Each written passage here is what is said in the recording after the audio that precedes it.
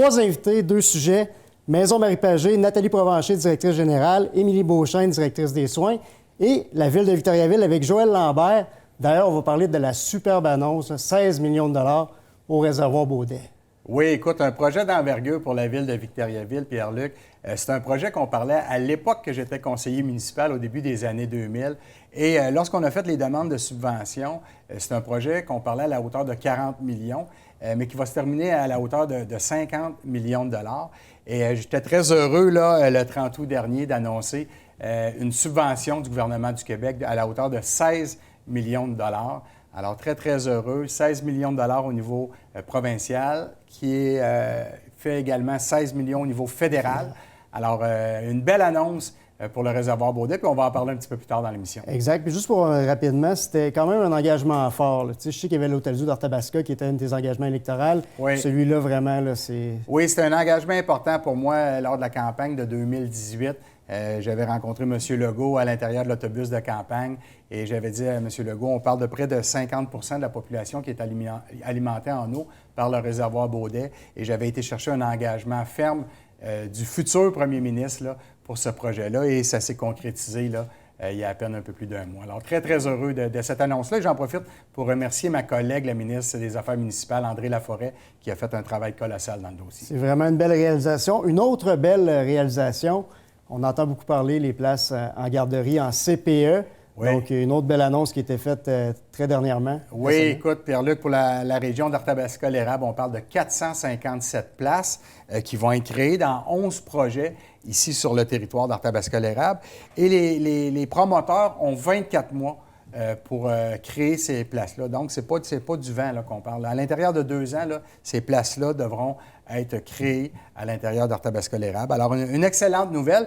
Et mon collègue, le ministre Mathieu Lacombe, là, va déposer un projet de loi également là, pour compléter le réseau. Alors, des belles annonces là, pour les familles qui en ont grandement besoin. Exact. On pourrait faire du pouce sur la pénurie de main-d'œuvre. On le sait, c'est important que les mamans, les papas puissent aller travailler. Là. Bien, absolument. C'est un bon point, Pierre-Luc. Si on réussit à trouver des places pour nos petits poupons, pour permettre au père et à la mère de retourner sur le marché du travail et venir nous donner un coup de main parce qu'on le sait, nos entreprises en ont bien besoin. Exact. Puis je sais que les différents promoteurs sont à préparer leurs projets. On m'appelle, on travaille je suis en communication avec les municipalités également. On veut que ça se réalise et le plus rapidement possible. Bien, absolument, absolument. Tout à fait. Maintenant aussi, une autre belle... Vraiment, là, dans les derniers mois, on a eu des belles annonces. Là. Des fois, ça débloque comme ça. Début des travaux là, pour la Maison des aînés à Arthabasca-l'Érable. Oui, Maison des aînés ici à Victoriaville. On parle de 60 places pour nos aînés et 12 places pour les adultes ayant des besoins spécifiques. Donc, on parle d'adultes autistes, des enfants avec des troubles du spectre de l'autisme, des personnes avec des déficiences intellectuelles lourdes. Alors, ça va être très, très apprécié, très heureux de ça. Un projet également qui me tenait à cœur, puis j'étais très heureux d'aller faire la première pelletée de terre là, au nom de ma collègue Marguerite Blais. Exactement. Au niveau du bien-être des aînés, on parle, ça va être vraiment des belles installations. Les gens vont être bien. Là. Déjà, des gens nous appellent au bureau pour... Oui, absolument. Et le but, c'est de retrouver un peu ce que les gens retrouvent dans leur lieu de résidence. Donc, ça va être des petites sections de 12 personnes où les gens vont se retrouver à la maison. Il va y avoir des jardins à l'extérieur comme s'ils étaient à la maison. Et naturellement, un espace de vie qui va être très, très agréable pour nos aînés qui ont bâti le Québec, il faut se le rappeler, alors on veut leur donner une qualité de vie. Exactement. Puis, là, comme je mentionne, les gens nous appellent au bureau, puis on voit, là, il y a un intérêt, il y a un engouement, les gens veulent y aller. On va le savoir, on va avoir plus de détails de la part du CIUS. Oui, absolument. De ce côté-là, si les gens veulent avoir une place à l'intérieur de la Maison des aînés, bien, ils doivent communiquer avec le CIUS-MCQ pour, naturellement, il y a une grille de critères très, très établie et bien précise pour la possibilité là, d'aller. Donc, les gens du milieu hospitalier vont remplir la grille avec vous et si vous répondez aux critères, bien, à ce moment-là, les gens pourront avoir une place à l'intérieur de la Maison des aînés. Parfait. Rapidement, bon, le Cactus de Victoriaville qui a terminé sa saison, mais on pourrait les féliciter, il y a une très belle saison. Oui. C'est les champions en titre. C'est sûr qu'ils auraient aimé ça que ça finisse autrement. Mais... Oui, absolument. Nos champions en titre, le Cactus qui a connu une très belle saison. On a été assister à un match ensemble. Alors, félicitations à toute l'équipe du Cactus pour la belle saison et on se reprend l'an prochain. Exact. Puis en terminant, bien, début de saison des Tigres. Les Tigres Début de saison Victoriaville. des Tigres, nos champions également. En plus. Alors, eux aussi, on a levé la bannière de la Coupe du Président au premier match des Tigres. J'étais très heureux d'être sur la patinoire. J'étais près de 20 ans dans l'organisation des Tigres. Alors, d'être sur la glace et de voir la bannière se lever aux côtés de celle de 2002, bien, ça a été un très, très beau moment. Et déjà, 2 premiers matchs de la saison, 2 victoires de nos Tigres. Alors, nos champions en titre qui ont dit qu'ils veulent encore une fois être nos champions pour cette saison. Tout à fait. Merci, Éric. Dans quelques instants, on va recevoir Nathalie Provencher et Émilie Beauchesne de la maison Marie-Pagé. Alors, comme première invitée de l'émission, ça me fait plaisir d'accueillir Nathalie Provencher, directrice générale de la maison Marie-Pagé. Également, Émilie Beauchesne, directrice des soins à la maison. Merci beaucoup, mesdames, d'avoir accepté mon invitation. Ça fait plaisir. Merci d'être là. Nathalie, tout d'abord, qu'est-ce que la maison Marie-Pagé? La maison Marie-Pagé est une maison de soins palliatifs. Oui. Nous accueillons les gens qui ont un pronostic de moins de 2 mois de vie. La maison compte 10 chambres. Nous sommes le prolongement du domicile. OK. Donc, nous sommes situés au 250 Ramparaisseau à Victoriaville. Nous sommes le prolongement du domicile, mais avec les soins infirmiers 24/7. Oui. Puis depuis quand existe la maison Marie-Pagé? La maison Marie-Pagé a vu le jour le 18 novembre 2013. Donc, ça va faire bientôt 8 ans. OK. Après 8 ans, nous sommes rendus à plus de 800 décès. Donc, on voit que c'est un... Toi, tu es dans l'organisation depuis quand? Depuis le tout début. Donc, Ah ouais? je suis dans les fondatrices de la maison. Ça a pris 4 ans à partir de ce beau projet. Donc, Qui étaient les instigateurs avec toi de ce projet-là? Il y avait moi, il y avait Nicole Cloutier, Oui, il y je avait connais Nicole bien. Deshaies et Maryse Provencher. Donc, on était toutes les 4 avec une grande équipe, bien entendu. Oui. Donc, après 4 ans, bien, la maison a vu le jour. Bravo. Puis il y a combien d'employés permanents et temps partiel à la maison? Je vais vous laisser, Émilie, OK. répondre au Ben niveau oui, des ben oui, employés. ben oui, on pourra revenir. En fait, c'est sûr que ça varie toujours un peu, là, mais au niveau de l'administratif, on est 5 maintenant, réguliers, en fait, là, presque à temps plein, pas mal. Puis au niveau pour vraiment des soins, c'est sûr que j'ai toujours 2 permanents là, sur chaque corps de travail, là, jour, soir, nuit, pour les infirmières et les préposés. Puis au niveau des infirmières auxiliaires, on en a 2 là, régulières de jour. OK. Puis sinon, bien, on a besoin d'avoir des gens qui sont disponibles pour faire des remplacements au besoin. Là. Donc, on a quand même environ un petit peu plus de 20 employés là, en tout et partout. Là, OK. Et les vraiment pour bénévoles? les soins. Oui, et les bénévoles. Combien on a de bénévoles à la Présentement, maison? on est à 120 bénévoles. 120 oui. bénévoles, Avant la wow. pandémie, on était à 160. Malheureusement, on en a perdu beaucoup. Donc, c'est pour ça le grand recrutement des bénévoles. Mais présentement, là, c'est 120 bénévoles. Oui. Puis, tu sais, tu vois comme Vicky Côté, mon associé, qui est sur le conseil d'administration, mais je sais que Vicky va faire de la cuisine pour les gens, elle va faire de la popote. Caroline Jutra, mon adjointe administrative à la également, cuisine. qui va faire de l'aide à la cuisine. Alors, Oui. c'est le fun de voir que la population comme ça s'implique dans la maison Marie-Pagé. là. Oui, puis il y a toutes sortes de bénévoles, toutes sortes de postes de bénévolat. On en a aux soins, à l'accueil, à la cuisine, à l'entretien ménager, au jardinage. Donc, il y en a pour tous les goûts. En parlant de jardinage, j'ai vu comment que les jardins derrière la Ah, maison c'est Marie-Pagé, magnifique. c'est magnifique. C'est magnifique. Puis je dois vous avouer que j'ai perdu un de mes amis, Denis Charme, dernièrement. Et quand j'avais été le rencontrer à son condo, Denis ne voulait pas quitter, puis tout ça. Puis j'ai dit, Denis, je te le dis, tu vas être bien à la maison Marie-Pagé. Puis j'y avais montré des photos du jardin. Ah oui? Puis il avait dit, OK, je vais y aller. Puis je sais qu'il a été très heureux. J'en profite pour vous remercier, vous et toute l'équipe, là, d'avoir accompagné mon ami Denis dans ses derniers moments. Et qui dit maison Marie-Pagé, dit service, tout ça, on a besoin de financement. On est présentement en campagne de financement. Oui, c'est notre tirage annuel qui a débuté la semaine dernière. Donc, il y a 20 000 en tout de prix à gagner. Ouais. Le tirage s'effectuera le 26 novembre. Donc, c'est notre seule activité de financement, malheureusement, cette année, à cause de la COVID. Donc, on sollicite la grande générosité de la population. Puis Ça comment va les gens très peuvent bien. se procurer les billets? Les gens peuvent se procurer des billets en appelant à la maison Marie-Pagé. Il y a beaucoup de distributeurs dans la région. Tous les employés en ont, les bénévoles en ont. Ouais. Et sur notre site Internet aussi, ils peuvent le faire OK. par le biais du site Internet. Parfait. Fait que sûrement le site Internet va apparaître au moment qu'on se parle OK, à l'écran. parfait. Et du côté des soins, Émilie, peux-tu m'expliquer un peu comment ça fonctionne avec ton équipe? Bien, en fait, nous, ce qu'on offre comme service, comme soins, c'est sûr que c'est dans le fond tous les soins infirmiers qui sont nécessaires là, pour le confort puis l'accompagnement là, du résident et aussi de ses proches. Donc, en fait, on laisse vraiment libre aux familles de s'impliquer à la hauteur de leur désir, en fait, auprès là, du résident. Fait qu'il y en a qui vont vouloir plus participer pour les soins, puis d'autres moins, puis c'est correct, on respecte ça. En fait, c'est un petit contrat qu'on établit un peu avec eux. Ouais. Puis nous, on va aller vraiment pallier pour tout le reste, là. Fait qu'on va aller s'occuper de la médication, on va s'occuper des soins, on fait tous les soins de confort là, qui est nécessaire par la situation du résident. Puis là, vu qu'on est en fin de vie, donc ça veut dire que la famille peut avoir accès, dans le fond, à leurs membres de la famille à toute heure du jour et de la nuit, pratiquement, si on... Donc, on a établi une espèce de contrat avec les proches là, de nos résidents, un contrat verbal, évidemment, comme en leur expliquant qu'ils sont libres de participer aux soins qu'ils souhaitent faire. Là, puis nous, on prend le relais. Dans le fond, on va s'occuper vraiment de tout le reste, la médication, les soins de confort, les soins d'hygiène, tout ce qu'ils ont besoin comme nos résidents là, pour leur fin de vie.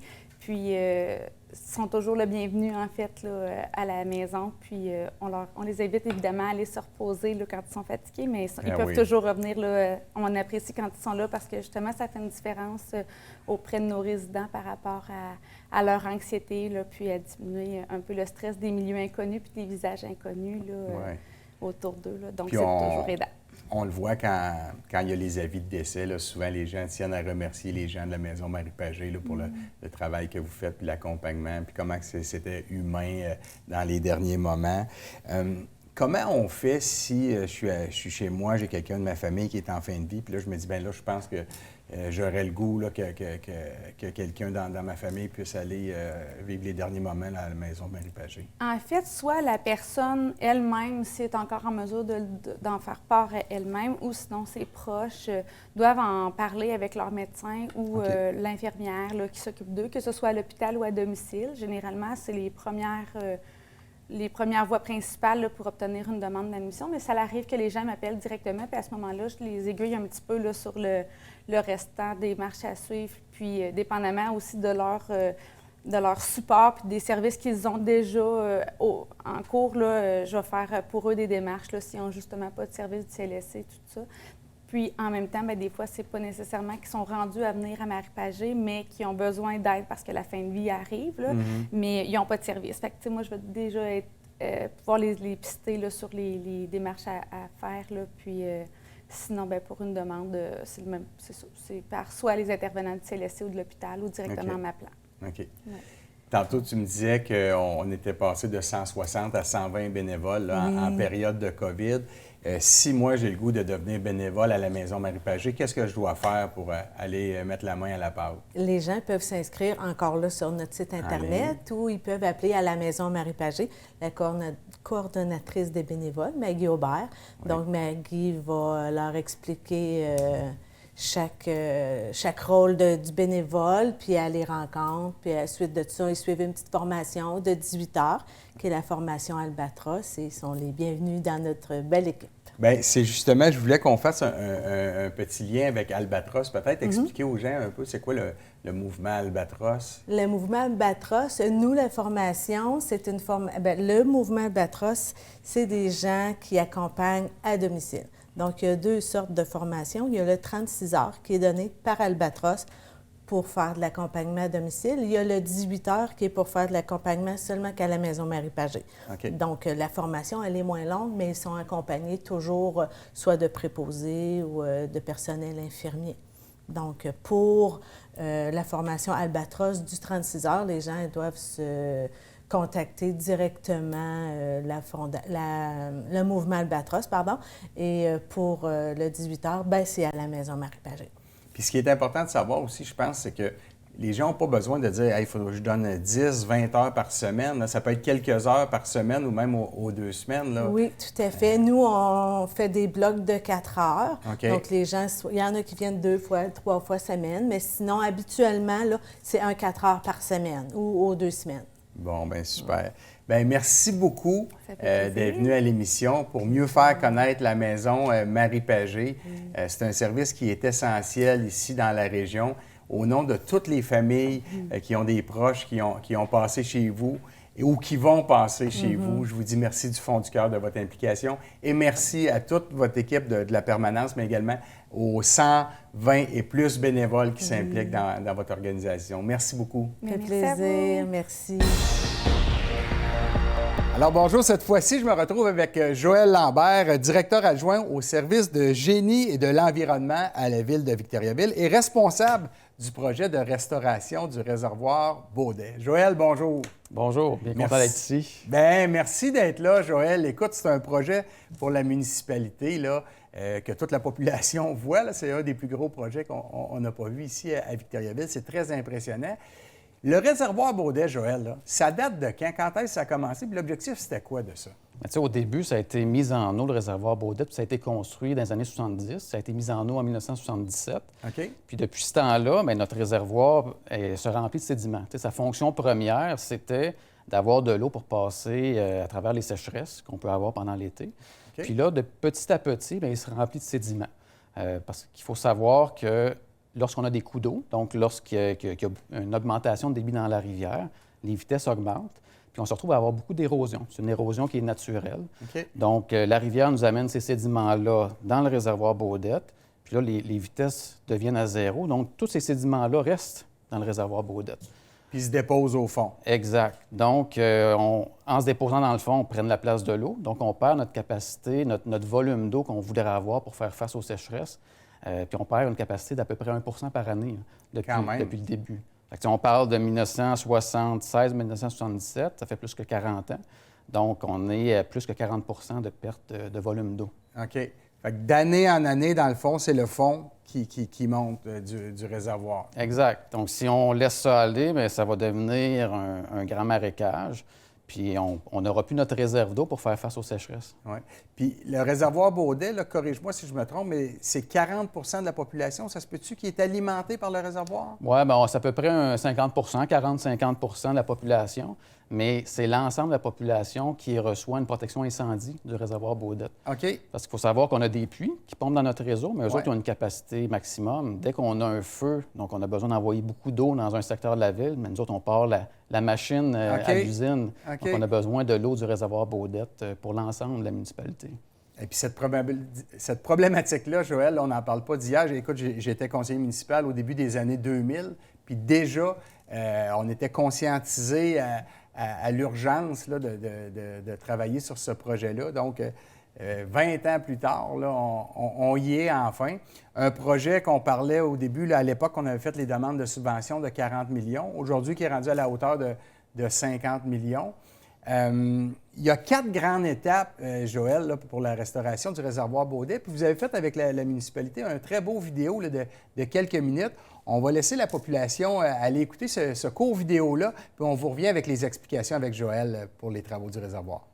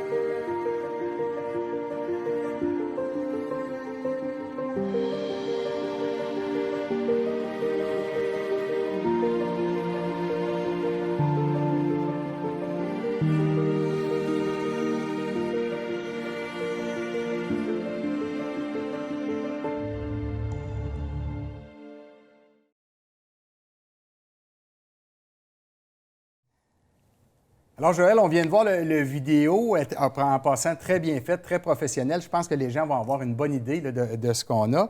4 grandes étapes. On parle du réservoir d'eau, le dragage, déshydratation des sédiments et la nouvelle zone récréative. Si on les prend un par un, réserve d'eau en premier. Bien, la réserve d'eau, c'est vraiment un petit lac dans le grand lac. Là, on va venir faire 2 cellules indépendantes dans notre réservoir Baudette. OK. Fait que notre réserve d'eau est là pour s'assurer d'avoir une qualité d'eau qui est constante pour notre usine. Parce qu'actuellement, bien, je vous disais qu'il y avait des coups d'eau tout à l'heure. Ouais. Puis lorsqu'il y a des coups d'eau, bien, la qualité de l'eau peut se dégrader rapidement. Donc, on peut avoir passé d'une tasse d'eau qui va être translucide à une qui ressemble à du café dans un court laps de temps. Un court laps de temps. Là. Okay. On parle d'une heure ou deux. Okay. Donc, ça fait des défis à notre usine. Donc, en ayant un petit lac, une réserve d'eau indépendante du réservoir, bien, nous, on va toujours s'alimenter par cette réserve d'eau-là. Puis quand le réservoir Baudette, lui, sa qualité d'eau va se dégrader, on va arrêter d'alimenter la réserve d'eau par l'eau du réservoir. Donc, on va se retrouver encore avec une belle eau de qualité. Puis une fois que l'onde de choc va être passée dans le réservoir Baudette puis que l'eau va redevenir belle, on va recommencer à l'alimenter, cette réserve d'eau-là. Donc, on va avoir une eau belle, plus constante, à traiter à l'usine d'eau potable. Donc, naturellement, les coûts probablement de traitement à l'usine aussi vont diminuer parce qu'on va avoir toujours une meilleure qualité d'eau à l'entrée, sûrement. Est-ce que je me trompe? Oui, puis c'est tous les produits chimiques qu'on injecte pour traiter cette eau-là. Effectivement, on va en avoir besoin moins.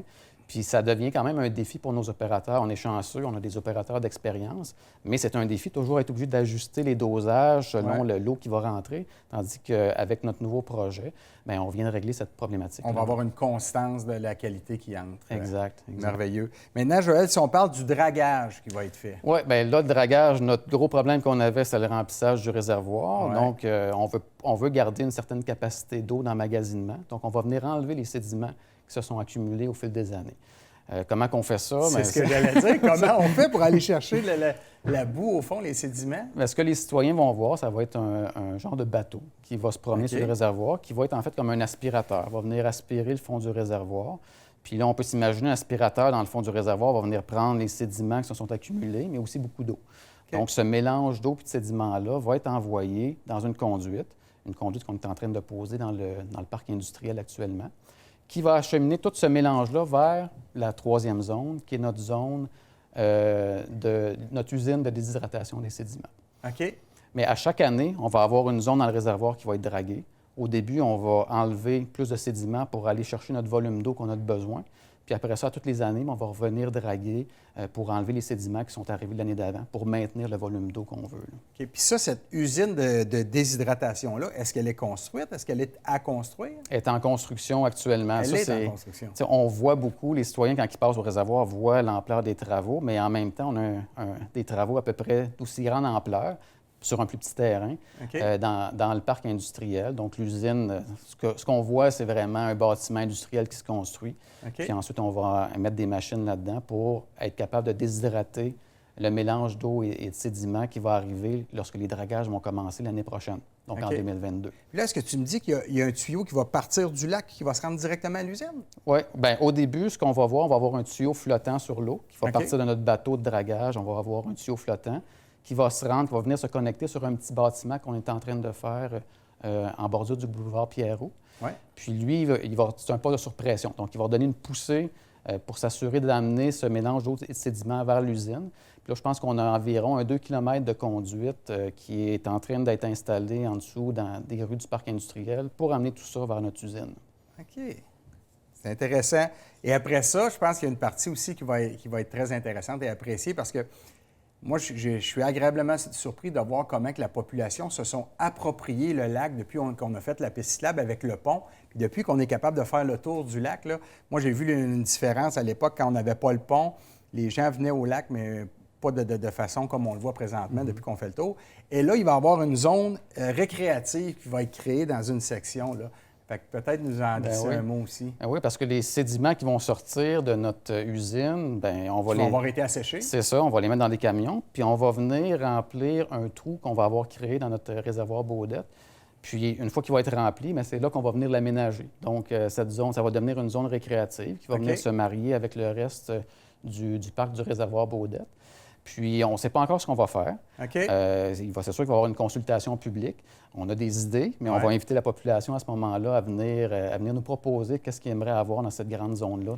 Puis c'est quand même une grande surface. On parle de mémoire, c'est-tu l'équivalent de 3 terrains de football? Oui, c'est deux terrains de football, mais on le voit, là, c'est vraiment un grand terrain. Je pense qu'on va pouvoir faire quelque chose de très beau et très apprécié pour la population. Ben oui, c'est ça. Fait qu'imagine ces 2 grands terrains de football-là aménagés pour pouvoir en profiter avec la piste cyclable autour pour pouvoir marcher, faire du vélo, de la course.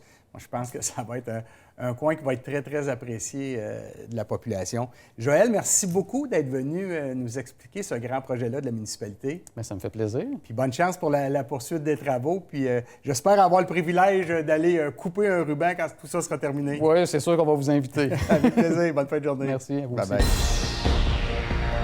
C'était une très, très belle émission. Très intéressant, Éric. Maintenant, le mot de la fin? Bien, merci Pierre-Luc. Oui, super émission avec nos invités de la maison Marie Pagé, également les gens de la ville de Victoriaville pour le projet du réservoir Baudet. Il ne me reste plus qu'à vous dire merci. Merci de votre collaboration dans la pandémie. Et c'est toujours un plaisir d'être à votre service, à votre écoute. Et toute mon équipe est disponible pour vous en tout temps. Je vous souhaite une très, très belle semaine et je vous dis à très bientôt. Bye-bye.